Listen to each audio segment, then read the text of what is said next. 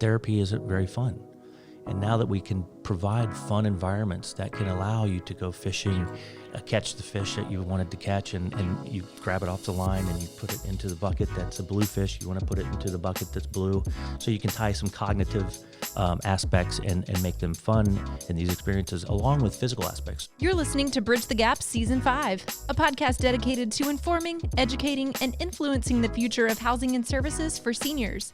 Powered by sponsors AccuShield, Connected Living, Hamilton Captel, Inquire, One Day, LTC REIT, It's Never Too Late, Meridian Capital Group, Solinity, The Bridge Group Construction, and produced by Solinity Marketing.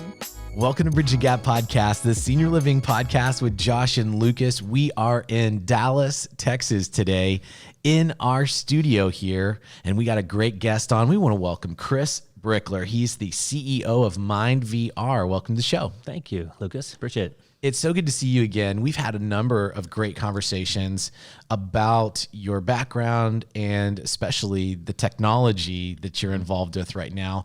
You guys are fast moving. There's a lot going on right now in this space. I would love to for you to tell our audience, let's bridge the gap between your tech background and why you have found yourself in the senior housing and senior care marketplace. Oh, sure. Yeah, I've had kind of a wide background ranging from telecom. I got involved in helping to build some of the backbone of the internet in Europe and Asia and the U.S. I went on to run a studio in Hollywood, which was completely different than that career path. Very different. For about 10 years, but learned how to produce content that was really engaging and meaningful content was what we specialized in. And then I was working in Silicon Valley in a subscription sort of based business that was, it was a fun, fast-moving business, but I wouldn't say that it was as meaningful as the idea of MyndVR.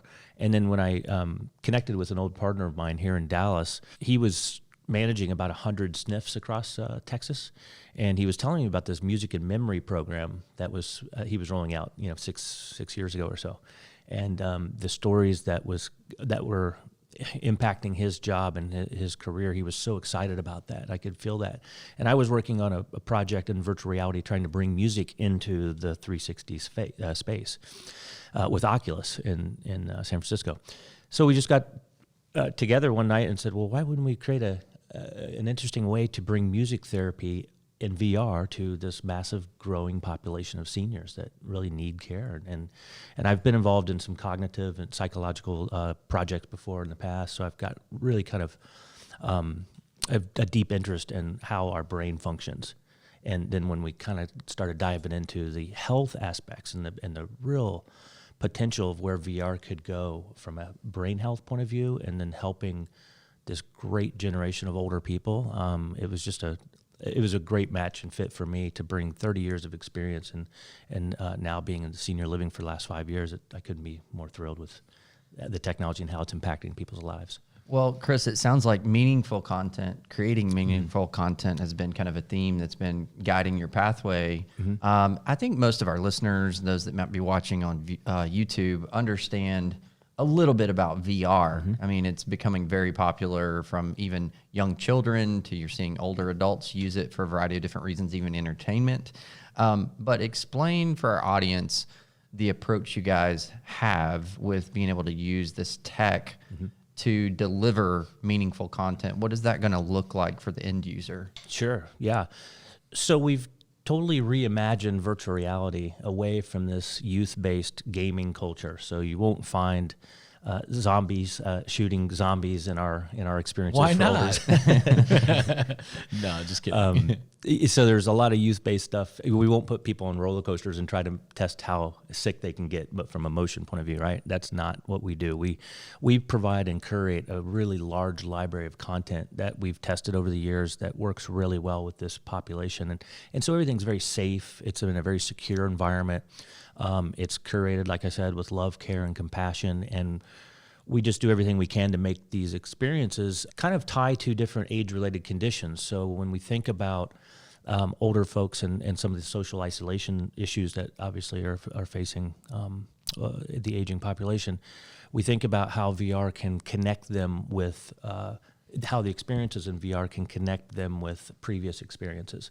So they might lose connection with animals, they might lose with pets, with nature, with music, live music concerts, with museum tours. Well, we can bring all that world of content back to these folks in VR, and it really is not just like watching it on a TV either, because the immersive nature of the medium is what's so exciting and what's so therapeutic. Well, that's really cool. So talk to us about, for the senior living developer, owner, operator, that's probably the majority of our audience, that their ears are perking up and they're thinking, how would this flesh itself out in my community? What are the requirements? Is this something that your average community is going to need a special room for this that's designated with certain kind of equipment and technology, or is this something that can be done by the individual, the resident, in their own comfort of their own room? Kind of help us understand the technology.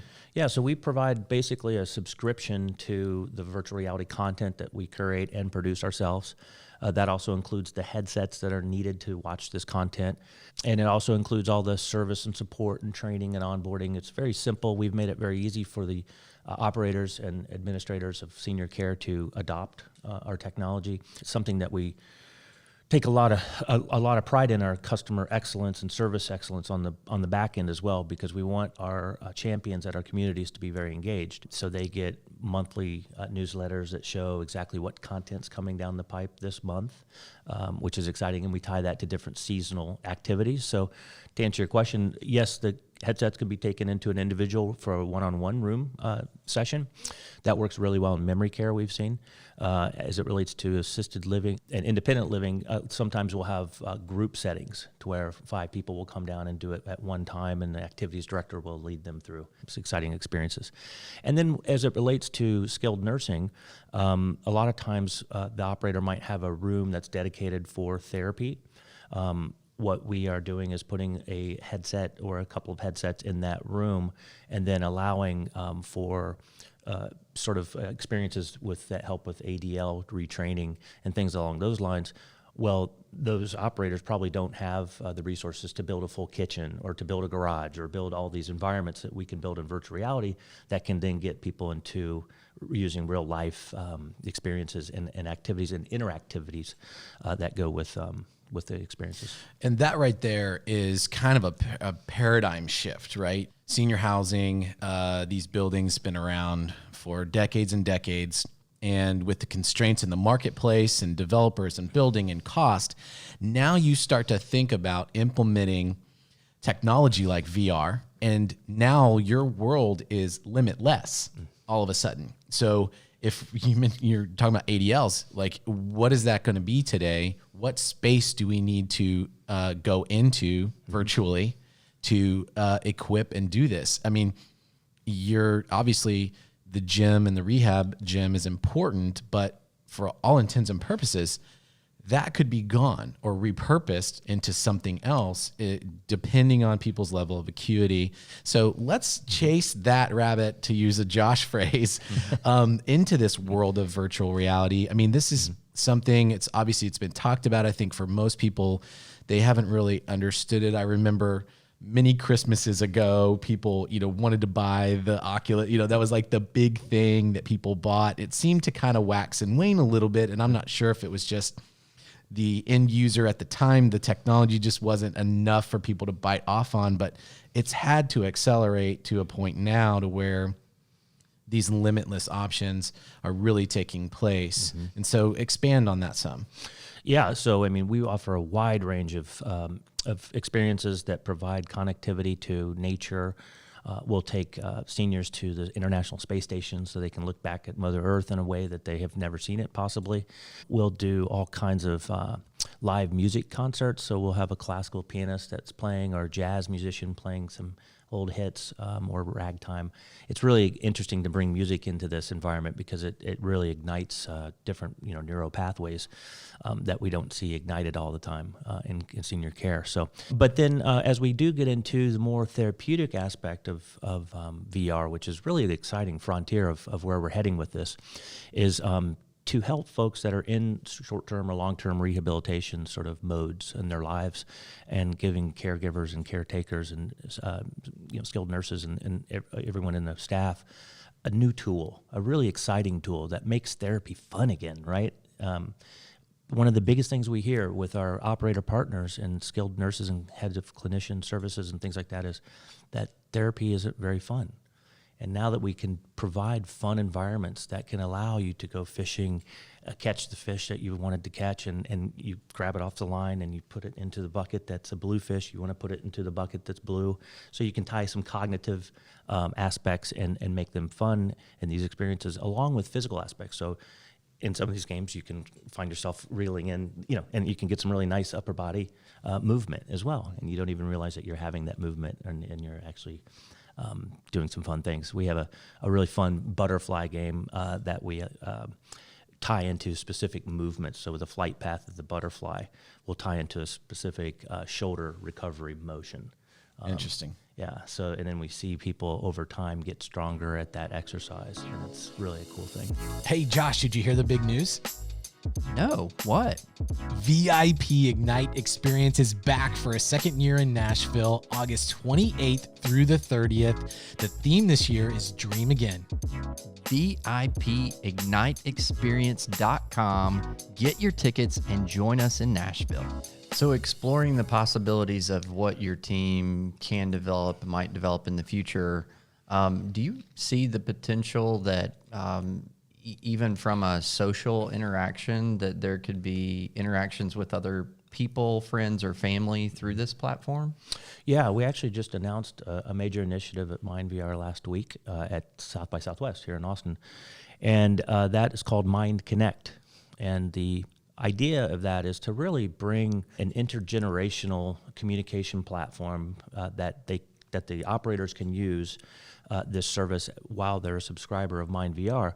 And now we're essentially allowing a next generation of visitation to happen with remote family members, so they can dial into Grandpa's metaverse and direct that metaverse, or just go along with what Grandpa wants to do in the metaverse.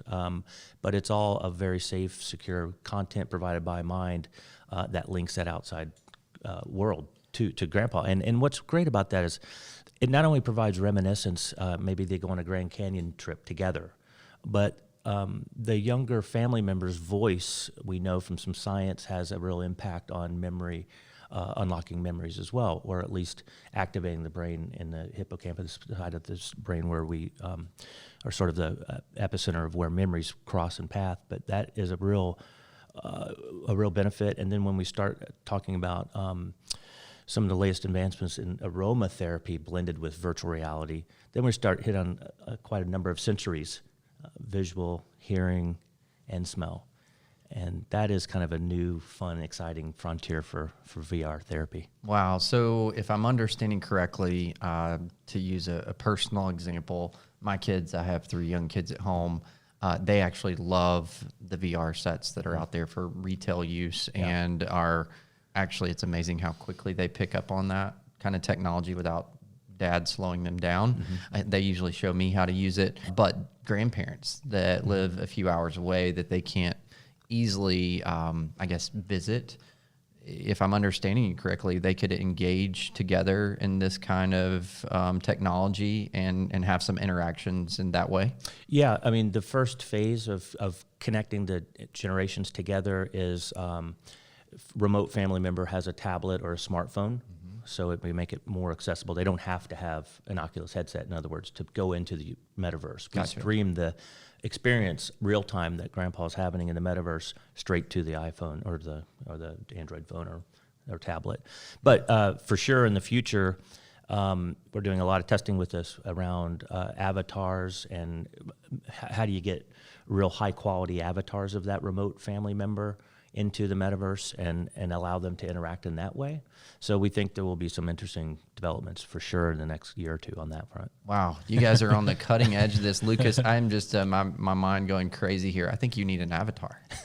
We do. We need a Bridge the Gap avatar, that's for sure. Well, so the next thing that I wanted to talk about before we close out is the opportunity to to create further engagement. Like, so there's one sense of this that yes, there's a scene where the seniors are in their room enjoying their virtual reality by themselves. But that's not necessarily the main theme of this, right? This is something that the seniors in congregate living can share as an activity together to say, hey, at 1 o'clock today after lunch, let's all go to the activity room and let's tour the Sistine Chapel, or let's go to the Grand Canyon and let's enjoy this together as a group. Right. I can imagine, and maybe you could fill us in on this, once they take that trip and take those off, there has to be engagement and conversation that takes place. Yeah, we've seen the virtual reality experiences really stimulate socialization, which means that we'll use the technology with folks that might be in a latter stage of dementia of some sort. And we've seen it's just over and over and over where they might go to let's say the Eiffel Tower. And that might be a special trip that they had gone to several times in their life with their family. And they have no recollection of really going there. But when they come into MyndVR and then they're able to be teleported to that environment and then they're immersed in it, not watching it on a television screen, but immersed in it, it becomes a really powerful way to unlock memories. And I've seen it countless times with folks that have just kind of stepped out of that kind of fog that they might be in, unfortunately, and brought them to a place of socialization where they might be more social now with their caregivers, which is a big area that we think VR is going to impact quite a bit. We're doing a big study with Stanford right now. It's probably the largest study that's ever been done with VR and the aging population. But one of the things that they're looking at is how this impacts the caregiver and the happiness that comes about that. Because when we see residents happy, we see staff happy. And that's one thing we really see a lot with our commercial customers that deploy MyndVR throughout all their communities, is that it has a big staff engagement factor here because it's new, it's kind of trendy. The word of metaverse is kind of out there and about, so younger workforce and nurses and things like that can get behind a cool technology like this. And then when they see the impact it's having, the joy and the uplifting spirit and lifting, grandpa or grandma out of their four walls of existence into another reality. It's a beautiful thing, and it makes them happy for the next day or a couple of days, and then they can't wait to do it the next week when activities rolls back around. Well, Chris, you mentioned happy team members with the kind of deployment, for lack of a better term, because of the success that they're seeing through the years of operating communities. I know a lot of obstacles that operators have to overcome with any technology, no matter what it is the implementation process. Could talk to our operators a little bit that might be listening that are thinking, man, I got to do this, but what does that look like for my team? What does your kind of implementation process look like for a community? Yeah, no, it's very easy, actually. We've made it the easy button sort of approach. If anyone's ever used sort of a jitterbug type of technology with making cell phones easy, that's what we've done in VR. So we make it very easy for the staff to get trained, uploaded. We've got a number of training videos that show shortly how to do different functions, how to control the content. For instance, we have a care tablet that works with the headset, and that's really good in a lot of different sort of memory care type situations and assisted living in some cases. And that tablet can control up to 5 headsets at one time. It's very easy to control that. It can also just do one-on-one sessions. So in terms of rollout, we're now starting to see a lot more organizations of larger scale wanting to implement this across 30, 40, 50 communities, and that's what we're doing right now. So we think 2022 will be a very big year for scale, whereas the last 4 or 5 years, we've really worked out a lot of the bugs and the research and development around how is this going to help with certain age-related conditions, which is really where we're heading as an industry, is the therapeutic aspect. Yeah, so it's very easy and it's very scalable, and we're very happy to be here in Dallas at NIC this year as a preferred partner of Omega Healthcare. So we're going to be in the show showing a lot of different operators how this is easy to deploy and what is involved with that. But we're trying to make this a time, not a time suck by any stretch, but a time savings, and a very efficient way of making the residents more engaged and happy. Wow. So Lucas, curious, do you see potentially each of us having an avatar and being able to do this with an Oculus set on? Could we do that? Yeah, we can go and visit and do a virtual podcast in these communities. Yeah, I really love that.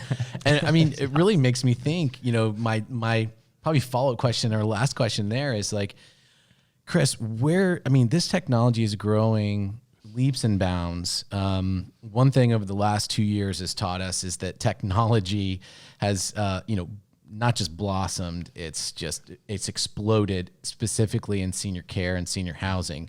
And a lot of that has come in and helped a lot of these friction points and a lot of these pain points and problems.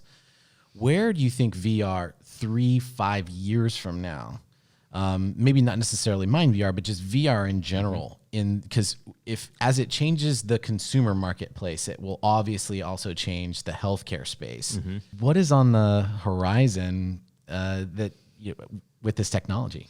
Yeah, well, there's a few things that are happening. Number one, the general culture is really becoming more aware of virtual reality through this metaverse. Now, that's largely targeted to a youth culture. But in addition to that wave that we're riding right now with VR coming back into the mainstream, we're also coupling that with the headway we're making in the regulatory climate, for instance. So FDA fast-tracking VR as a sign of what they're doing right now is wonderful. Also in Congress, just in the last 2 weeks, there's been a major development that's been announced, and it's great because it's called the Access to Prescription Digital Therapies Act of 2022. And what this essentially does is group things like virtual reality as a digital therapy, fast track that through the system to where we can now get Medicare, Medicaid sort of reimbursement for these type of new digital therapies. And this is really important from a care point of view because we all know that there's some pharmacology that's out there that might not be the best to do in our memory care environments and certainly with disease states that we face. So the alternative of having non-invasive, brain engaging technology that can be considered therapeutic is a real big frontier for where we're heading with that front. And then just the research that's going across all areas of healthcare right now is just phenomenal. It's advancing very fast, and there's the efficacy behind VR improving socialization, for instance, which is a big thing when you think about dementia and what leads up to that. Well, there's some research that's really interesting around the tie of loneliness, which is sometimes considered the new heart disease, tying that with a link directly to getting dementia, right? And so if we can help that socialization earlier in the process, we're never saying we're a cure for any type of disease state with virtual reality, but if there's ways it can help with the side effects and really get tactical and intentional about that, that's a very exciting frontier. Wow. Well, I know our audience is going to want to dig in and learn more. If they're not already following you, they're going to want to definitely look in our show notes, Lucas, to make sure they're catching up with you guys. You're on the forefront of technology, providing meaningful content to these senior living communities. It's exciting. Yes, yeah. Very, very exciting. Our listeners, they can go to btgvoice.com. You can download this episode, read the transcript, and also connect with us on social. We'll make sure that we put Chris and MyndVR's information in the show notes. You can connect with them and all the new updates that they have. Chris, thank you for your time today. Thank you, Lucas. It's been a pleasure. Thanks, Josh. Appreciate it. And thanks to everyone for listening to another great episode of Bridge the Gap. Thanks for listening to Bridge the Gap podcast with Josh and Lucas. Connect with the BTG Network team and use your voice to influence the industry by connecting with us at btgvoice.com.